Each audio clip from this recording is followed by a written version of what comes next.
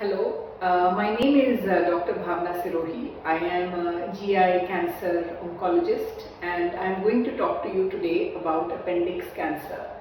Appendix is an organ towards the end of the large intestine, and some of the questions that are commonly asked are, is it very similar to the other GI cancers or colon cancer? So there was a big study done looking at the DNA of appendix cancers, which showed that it is different from colon and other gastrointestinal cancers. This was done by Shen and colleagues. So the treatment is very similar because it is guided by the pathology, which is when we look under the microscope, which is the gold standard for how we treat cancers. But when we look at the tumors or the cancers at a deeper level, which is at the DNA and RNA level, we find that these tumors, the appendix cancers, are actually different from colon cancers.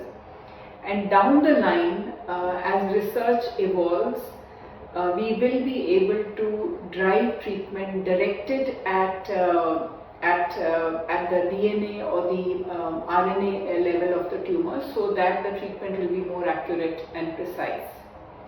What are the risk factors for developing appendix cancers?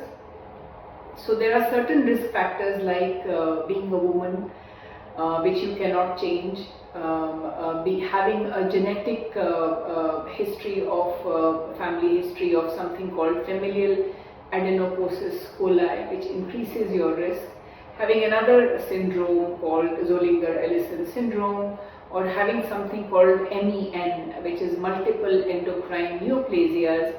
These increase your risk of developing appendix cancer. But something which is in your hand and what we call is a modifiable factor is not smoking and not consuming alcohol, because both tobacco and alcohol are risk factors for developing appendix cancer. What are the other question which is commonly asked is if it is genetic. Most appendix cancers are not genetic, but if it's part of one of these syndromes which I spoke about, MEN or Lynch syndrome, then it may be.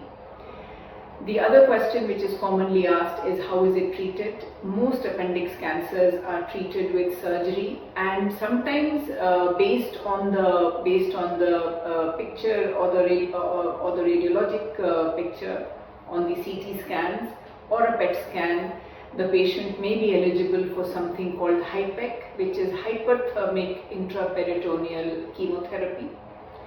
Chemotherapy is given based on the pathology. If patients have a high-grade tumor, then they are more likely to respond to chemotherapy.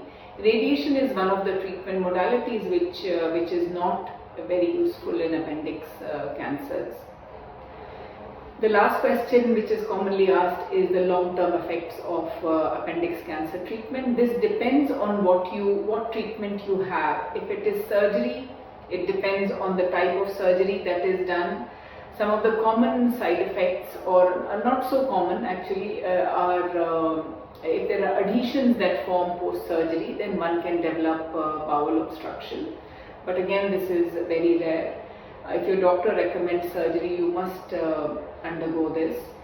The long-term side effects of chemotherapy depend again on the chemotherapy drug that is given. Thank you.